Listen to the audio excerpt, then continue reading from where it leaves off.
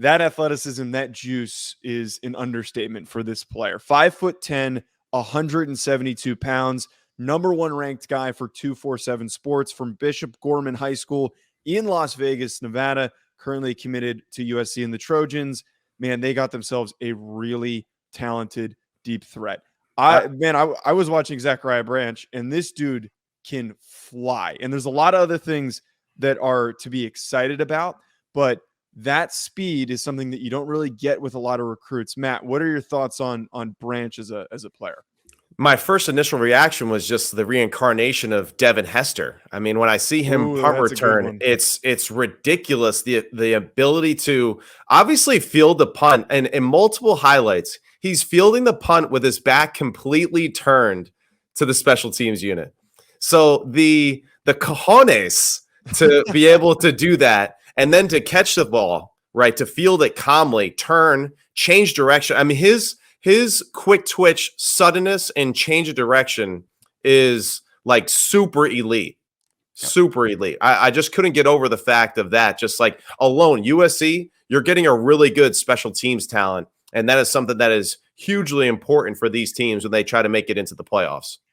I love that Devin Hester comp on the special teams, man. I'll say this. He's got a little Jalen Waddle in his game, too, as far as being a pure wide receiver. Totally. Like you said it perfectly, man. He is incredibly twitchy, changes directions effortlessly. He's one of those dudes that like really doesn't have to slow down to get in and out of breaks. You know, like he just kind of rolls and he just explodes in and out of breaks. And he's, for me, a player, Joe, that I think is going to be a multi-level threat with how the game is played today. You know, like he's going to be able to uncover deep, because one thing I loved about his game was he is just absurdly good at tracking the football down the field. He kind of melts to the ball outside the numbers, which is just it's a nuanced thing. You know, like a lot of guys aren't natural at that, but he has that to his game. He has the dynamite speed. And with how the game has changed today with such an RPO implementation and the screen game, this kid's going to be able to uncover short, intermediate, and deep at the next level. He's a dynamic player, going to probably work inside a ton at the next level, but also I think that dynamic deep speed is going to allow him to play to the field a little bit outside the numbers as well, kind of trying to uncover deep. So he's really a multi-level threat. He's a super exciting athlete. Devin Hester, Jalen Waddle, he's got shades of everyone.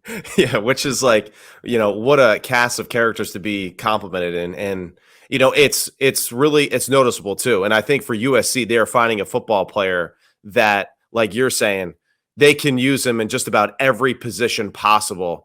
And even too with that returning ability, I wouldn't be shocked if you see him lining up at running back and throwing screens to him, receiver screens, bubble screens, you know, the same way that we see, you know, Miami Dolphins utilizing Tyreek Hill and Waddle right now, you know, just multiple ways to get him the football in space, because when he does, you know, he makes teams pay. And really what you try to do as an offensive coordinator is you try to create like fake punt or kick returns for him as much as you possibly can in the offensive side of the ball. And the more that you can do that, the more successful he's going to be, because he is a dangerous player in space. And I totally agree with you too. His tracking of the football is definitely a high level. That is, again, one of those things that I think a credit to this generation, again, with just playing a lot of 7-on-7, running and catching and throwing, right? Just there was one highlight. He's looking over his right shoulder. The ball is thrown to the complete opposite side of him. He catches it in stride and runs for a touchdown. Like, that's stuff that you really just don't see on an everyday football field. And it makes it look effortless too, Matt, which is it's totally rare, man. It's absolutely rare. And sometimes with these faster guys, the hands might not always be there because they're just relying on their speed, but he brings that to his game.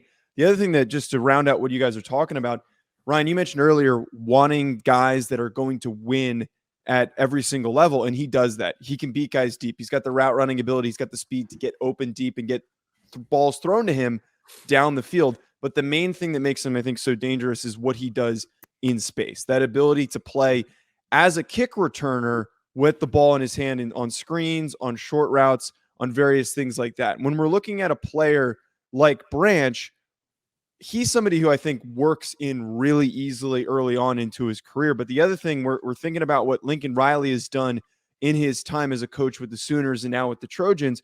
He's loved players like this, which doesn't surprise me that he is currently committed to USC, that he is going to play for Lincoln Riley. And I think back to I know Hollywood Brown was a lot smaller he was a little bit closer to like 5'8". I think Branch's measurement at 5'10" might be a little bit generous, but seeing a smaller, compact, explosive receiver like Branch, it makes a lot of sense that he is going to be playing at USC. Yeah, no, it does. It's a great fit. I would say it's the two M's for me, Joe. That I always talk about, right? You're going to manufacture space, and he's going to manipulate it. Like at the end of the day, like he's that type of dude. And Lincoln Riley has made a great living off of manipulating and manufacturing space during his career at Oklahoma, and he continues now at USC. What we've seen him doing with guys like Jordan Addison already in his short stint there. So I think it's a great fit, man. He's had these types of guys from the Kenny Stills of the world to the Marquise Hollywood Browns. He's had these guys that are just dynamos in space, and he has his next one in Zachariah Branch. Matt, is that a lot of the same things that you noticed too, that what we're getting with him, putting him in with Lincoln Riley, he's going to be a really dangerous piece in a couple of years? Yeah, I mean, I definitely think so. And he's someone that definitely takes advantage of the talent that is around him. And, I think one of the things that they'll be extremely excited about too, when they see him, on the field and their practice field, at least what I get from when I'm watching his film is he looks like he's a really tough runner, and he doesn't look like he shies away from contact too. And that's something as a punt returner, kick returner, receiver, just Swiss Army knife guy, you want to see that toughness. And that is definitely something that I notice about him as you watch his highlights, that he is a tough runner. He doesn't shy away from contact. He is low to the ground, so he is a tough tackle. And man, yeah, USC is getting a super talented football player. I was extremely excited as soon as I turned on this highlight film. This dude is a baller for sure. Now, I know it's difficult to fully project how quickly guys get onto the field, but when we're talking about the number one player at his position and one of the top recruits in the class overall, do we see a possibility that this is a guy who contributes as a freshman? Do we think, based on his tape and what we've watched, he has the traits and is developed fully enough to maybe step in and not start right away, but get onto the field early for USC?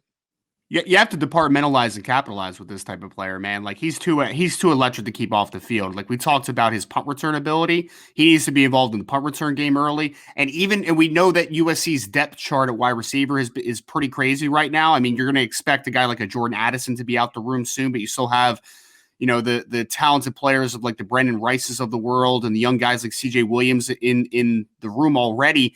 But I mean, Joe, for me, it's malpractice not to get this kid involved in the return game. And then also in the passing game, man, like if you want to call him a gadget player year one, that's fine. Either way, though, he's going to have some type of wrinkle on this offense where I'm going to be able to take advantage of his athleticism. Like he's just too dynamic to keep off the field, in my opinion. Yeah, special teams is the easy way for him to get interjected into the, game flow really quickly, easily, right from the get-go.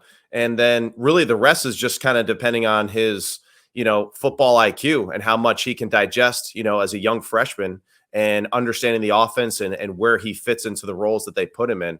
But, the cool thing is like you said earlier, just can play outside, can play inside. I mean, like there's going to be a lot of ways to manufacture completions to him if they so choose that. Yeah, very, very explosive football player. And I think that ability to get him on the field early is something that they need to at least figure out. And if it's just as a punt returner, if it's him catching kicks, get him on the field doing that to start. And that'll be a huge impact for the Trojans, just to have that extra guy, even if he's the fifth guy down on the depth chart, to get him onto the field is going to be very impactful for them this upcoming season.